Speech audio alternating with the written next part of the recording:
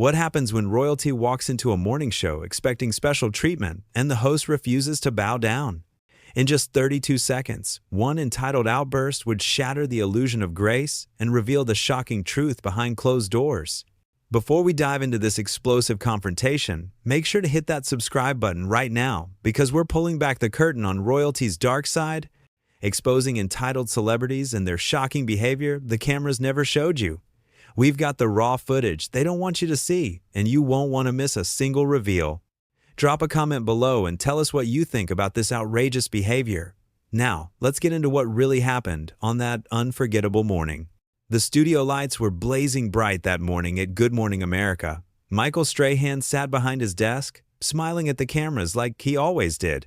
His job was simple: make people feel welcome, ask good questions, and keep the show moving. He was good at it too. Everyone loved him. He had that warm energy that made guests feel comfortable. But today, that warmth was about to be tested in a way nobody expected. The producers had been buzzing all week. They were excited. A big guest was coming. Someone famous, someone royal, the kind of guest that brings in huge ratings, the kind that makes headlines. Meghan Markle was scheduled to sit down for an interview, and everyone thought it would be a nice, friendly chat. They thought she would talk about her projects, maybe share some stories, and smile for the cameras. That's what usually happens.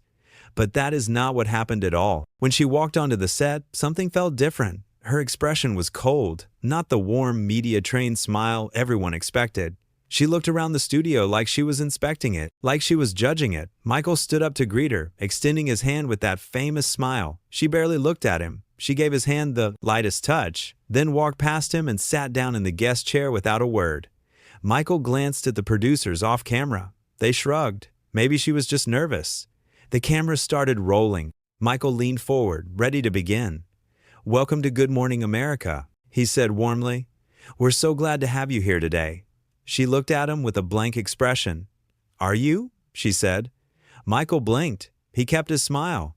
"Of course. We've been looking forward to this all week." She shifted in her seat.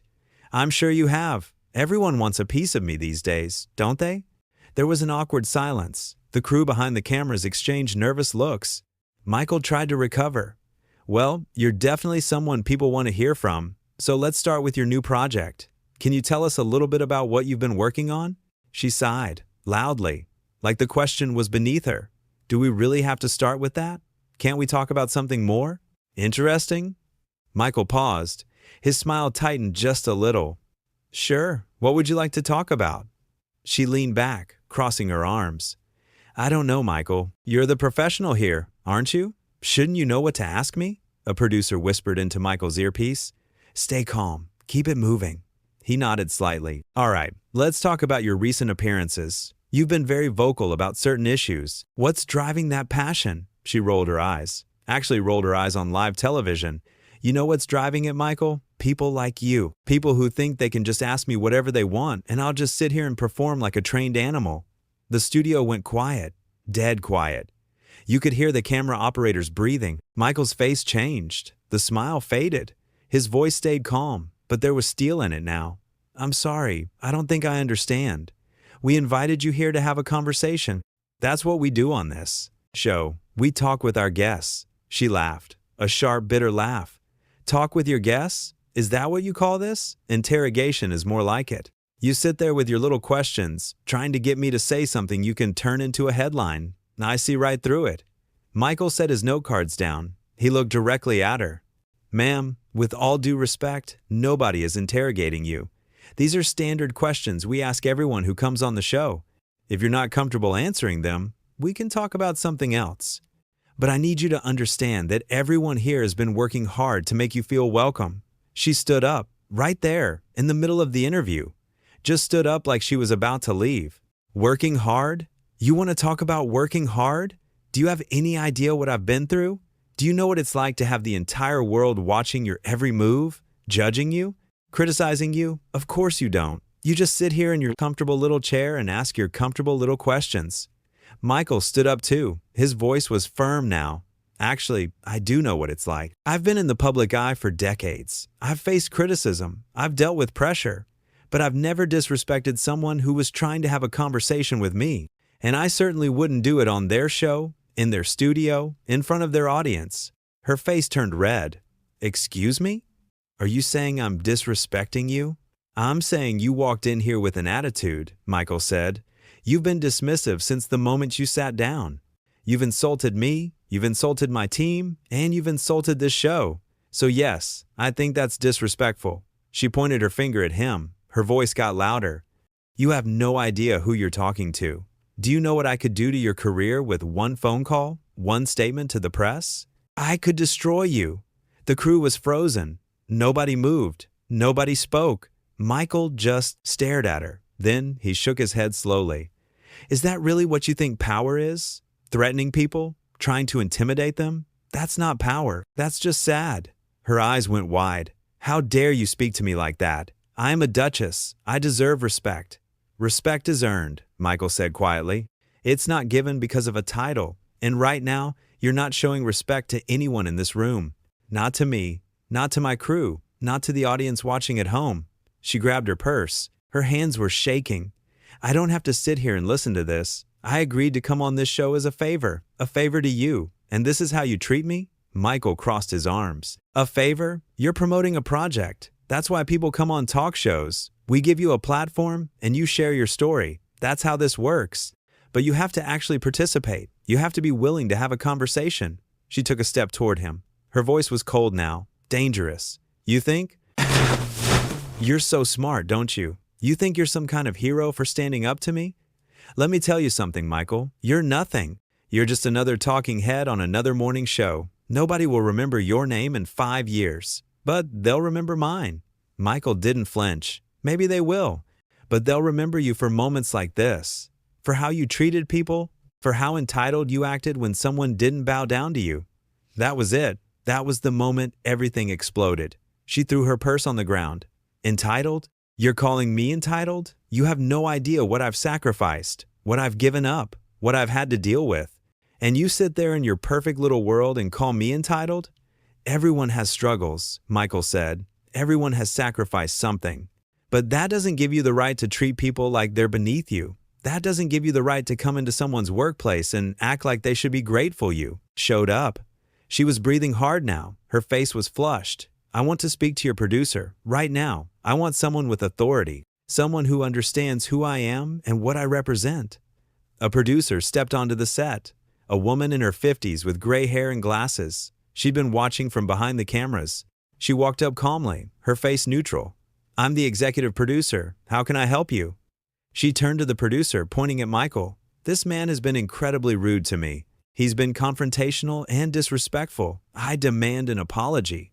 The producer looked at Michael, then back at her. I've been watching the entire interview.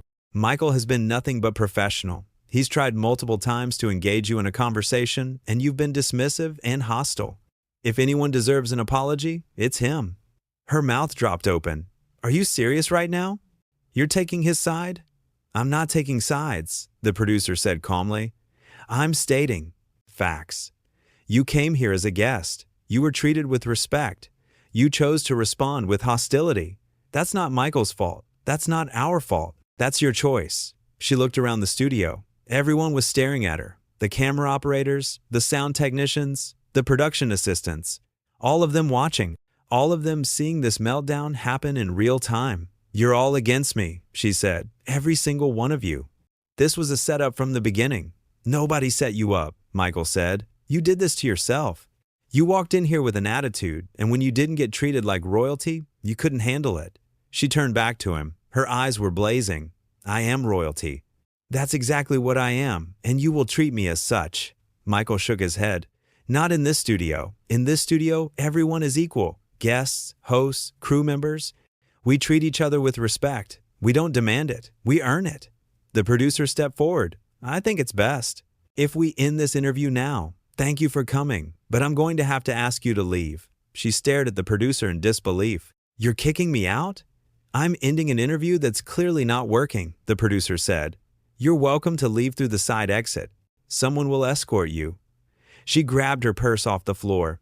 This is unbelievable. Absolutely unbelievable. You people have no idea what you've just done. No idea. A production assistant appeared at her elbow, ready to guide her out. She jerked her arm away.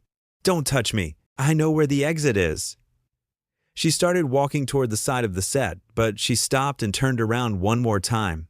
"You know what your problem is, Michael? You think being nice makes you a good person, but you're just weak. You're scared to ask real questions, scared to challenge people. That's why you'll never be anything more than a morning show host." Michael looked at her calmly. "I'm okay with that. I like my job. I like talking to people. I like making them feel welcome, and I'm proud of the way I treat people, even when they don't deserve it." She laughed again, that same bitter laugh. "Keep telling yourself that." She turned and walked off the set. The sound of her heels clicking on the floor echoed through the studio. Everyone watched her go. Nobody said anything. The silence was heavy, uncomfortable. Michael stood there for a moment, his hands on his hips, staring at the spot where she'd been sitting. Then he looked at the crew.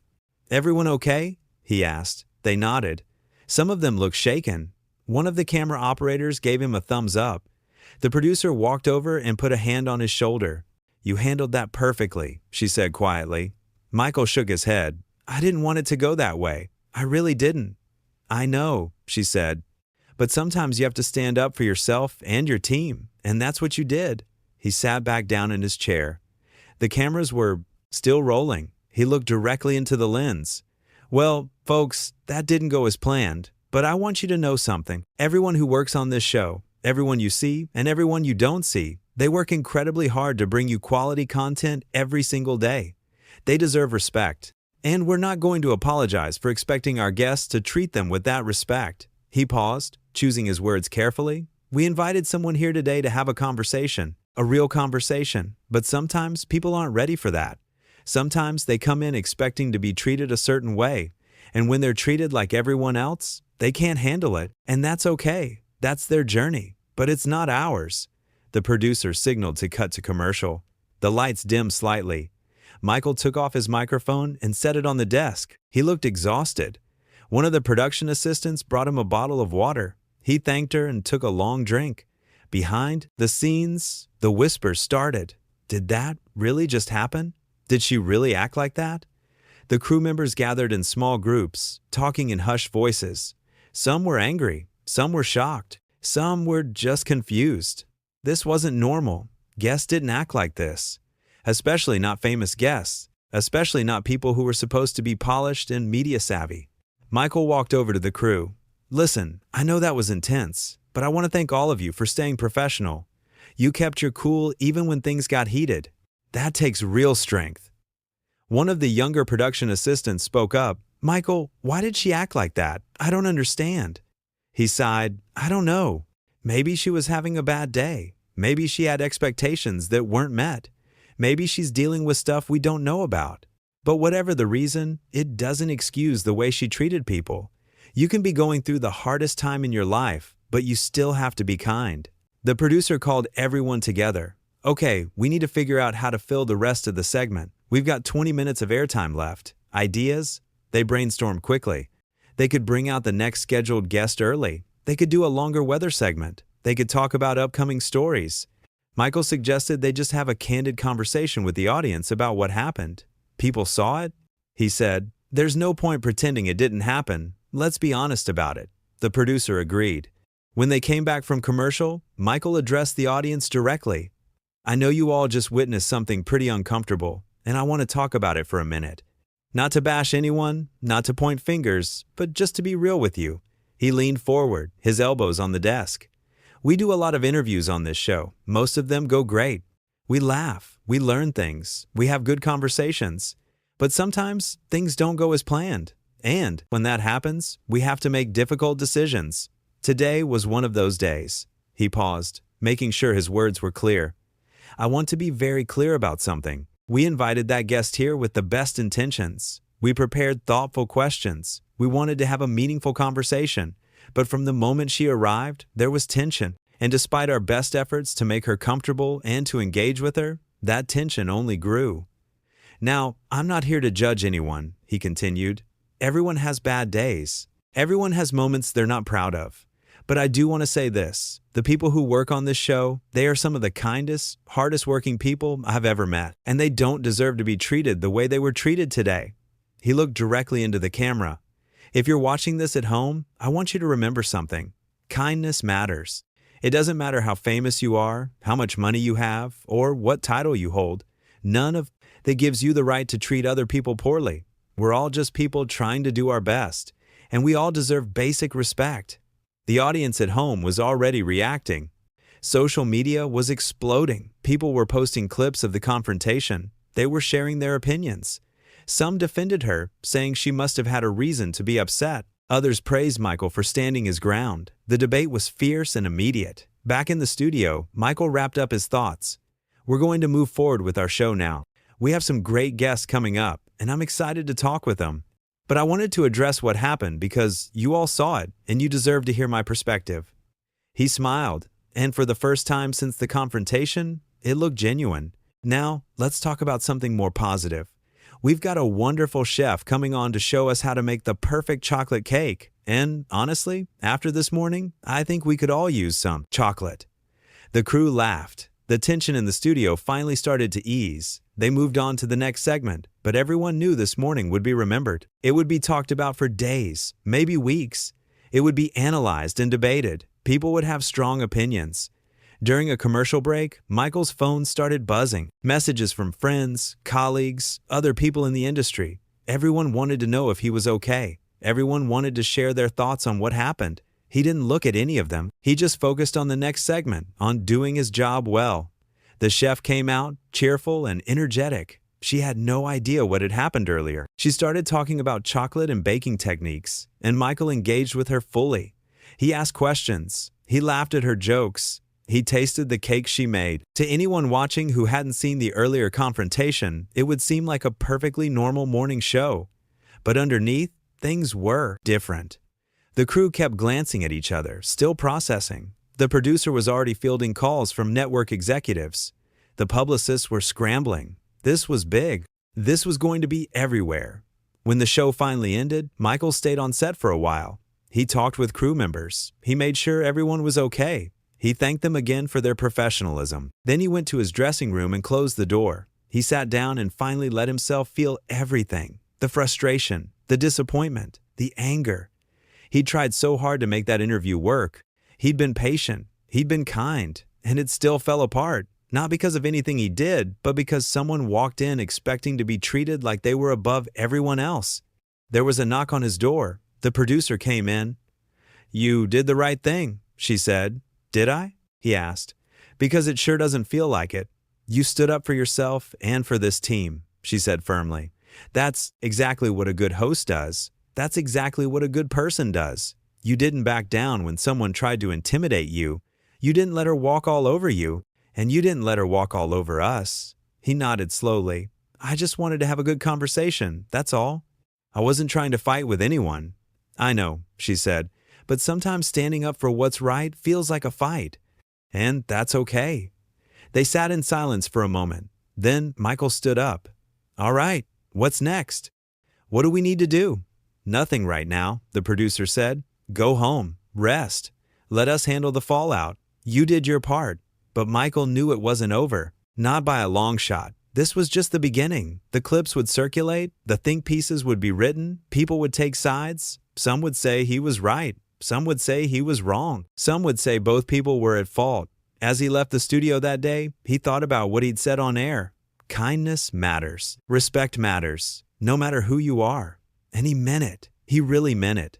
Because at the end of the day, fame and titles and status don't mean anything if you're not a good person. If you're not kind to the people around you, the cameras had captured everything. Every word, every expression, every moment of tension. And now the world would see it all. They would see someone who walked in expecting to be worshipped and left after being held to the same standards as everyone else. They would see a host who refused to be intimidated, who stood his ground, who protected his team. That morning at Good Morning America became a defining moment. Not just for the show, but for everyone who watched. It became a conversation starter about entitlement, about respect, about how we treat each other. It showed that no one, no matter how famous, is above basic human decency. And for Michael Strahan, it was a reminder of why he did this job in the first place. Not for the fame, not for the spotlight, but for the opportunity to connect with people, to have real conversations, and to show that kindness and respect should never be negotiable. The next morning, when he walked back into that studio, his team greeted him with applause. They'd seen the support pouring in online. They'd read the messages from viewers thanking him for standing up. And they knew that what happened, as difficult as it was, had brought them closer together. Because when you stand up for what's right, when you refuse to let anyone make you feel small, you don't just win for yourself. You win for everyone who's ever been treated poorly by someone who thought they were better. You win for every person who's had to smile through disrespect. You win for basic human decency. And that morning on Good Morning America, that's exactly what happened.